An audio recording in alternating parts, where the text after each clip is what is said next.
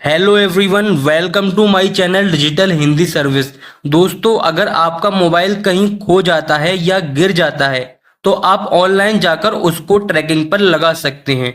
जब भी किसी इंसान का मोबाइल चोरी या कहीं खो जाता है तो उसके वापस मिलने के चांस बहुत कम होते हैं, पर अब सेंट्रल गवर्नमेंट ने इसके लिए ऑनलाइन सुविधा दी है। जी हाँ, गवर्नमेंट की वेबसाइट CEIRGOV.in पर आप जाकर खुद से फॉर्म सबमिट कर सकते हैं और अपना मोबाइल ट्रैकिंग पर लगा सकते हैं। गवर्नमेंट के इस पोर्टल के माध्यम से अब तक 18,21,234 मोबाइल फोन्स को ब्लॉक किया जा चुका है और उसमें से 10,56,800 मोबाइल को वापस ट्रैक किया जा चुका है। ट्रैकिंग पर लगने के 48 घंटे के अंदर आपका मोबाइल ब्लॉक कर दिया जाता है, यानी कोई उसको यूज नहीं कर सकता। अगर वो ऑन भी करेगा तो उसके किसी काम का नहीं रहेगा। कोई भी उसको ऑन करेगा उसके बाद तो मोबाइल पर ट्रैकिंग लोकेशन भेज दी जाएगी और ट्रैकिंग मैसेज आपको भेज दिया जाएगा। अब ट्रैकिंग पर कैसे लगाते हैं इसका प्रोसेस आपको बताता हूं, किस तरह से आप फॉर्म ऑनलाइन जाकर सबमिट कर सकते हैं और क्या क्या डॉक्यूमेंट की इसमें जरूरत पड़ती है। तो कुछ फॉर्म भरने से पहले आपको कुछ स्टेप बताता हूं कि क्या क्या डॉक्यूमेंट की आपको जरूरत पड़ सकती है। सबसे पहले जिस एरिया में आपका मोबाइल खोया है या फिर चोरी हुआ है उसके नजदीकी थाने में आपको कंप्लेन दर्ज करानी होगी और उस कंप्लेन को स्कैन करके आपको पोर्टल पर अपलोड करना होता है। कंप्लेन कैसे लिखी जाती है इसके लिए हमने अपने ब्लॉग में बताया है, डिस्क्रिप्शन पर लिंक है, वहां पर जाके आप पढ़ सकते हैं और देख सकते हैं चोरी की कंप्लेंट कैसे लिखी जाती है और मोबाइल खोने की कंप्लेंट कैसे लिखी जाती है। जो भी उस मोबाइल में सिम थे उनमें से एक एक सिम को आपको एक्टिवेट कराना होगा। अगर वो उसमें एक सिम था तो आपको एक एक्टिवेट कर लेना है, अगर दो थे तो आप उसमें से एक करा सकते हैं या फिर दोनों ही एक्टिवेट करा सकते हैं।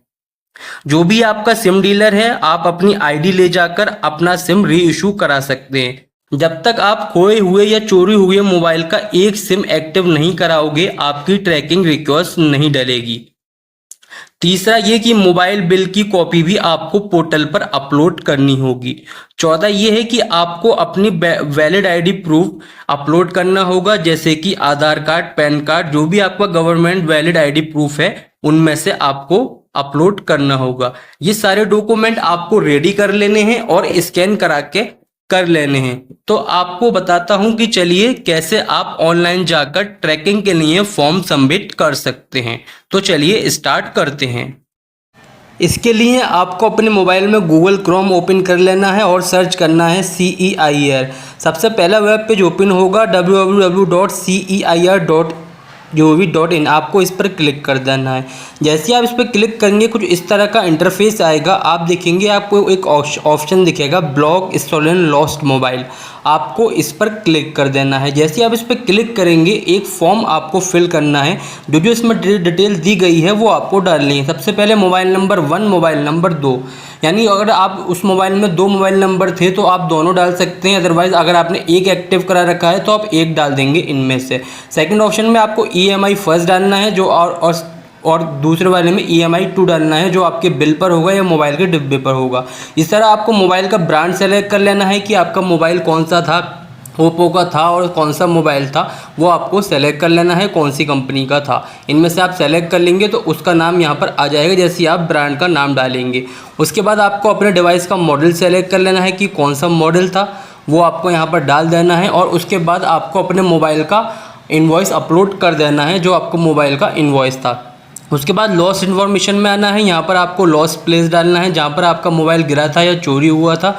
उसके बाद आपको अपनी स्टेट सेलेक्ट कर लेना है, किस डेट में आपका मोबाइल चोरी हुआ था वो डेट डाल देनी है। डिस्ट्रिक्ट सेलेक्ट कर लेना है। उसके बाद जो पुलिस स्टेशन उसके नज़दीकी था वो सेलेक्ट कर लेना है। यहाँ पर आपको पुलिस कंप्लेंट की कॉपी अपलोड करनी है और पुलिस कंप्लेंट नंबर आपको यहाँ पर डालना है।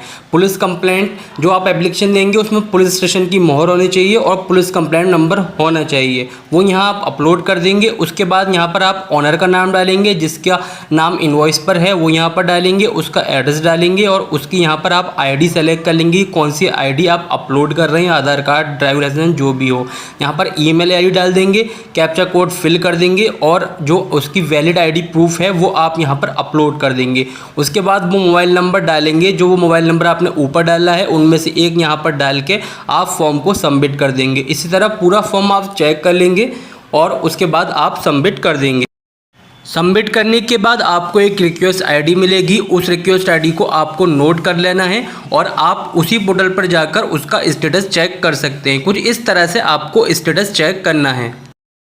रिक्वेस्ट स्टेटस चेक करने के लिए आपको होम पेज पर जाना है। यहाँ पर एक ऑप्शन दिखेगा चेक रिक्वेस्ट स्टेटस, आपको इस पर क्लिक करना है। जैसे ही आप इस पर क्लिक करेंगे ये ओपन हो जाएगा। यहाँ पर आपको रिक्वेस्ट आईडी डालनी है जो आपको फॉर्म सबमिट करने के बाद मिली थी और कैप्चा कोड डाल के फॉर्म सबमिट कर देना है। कुछ इस तरह से आपका स्टेटस बता देगा blocking request has been successfully process, you will notified through SMS when trackably data of mobile is receive. जैसे ही आपको मोबाइल का ट्रैक डाटा मिलेगा तो SMS के द्वारा आपको सूचित कर दिया जाएगा। अगर आपको हमारी वीडियो अच्छी लगी हो हमारे चैनल को सब्सक्राइब करें, वीडियो को लाइक शेयर ज़रूर करें। Thank you.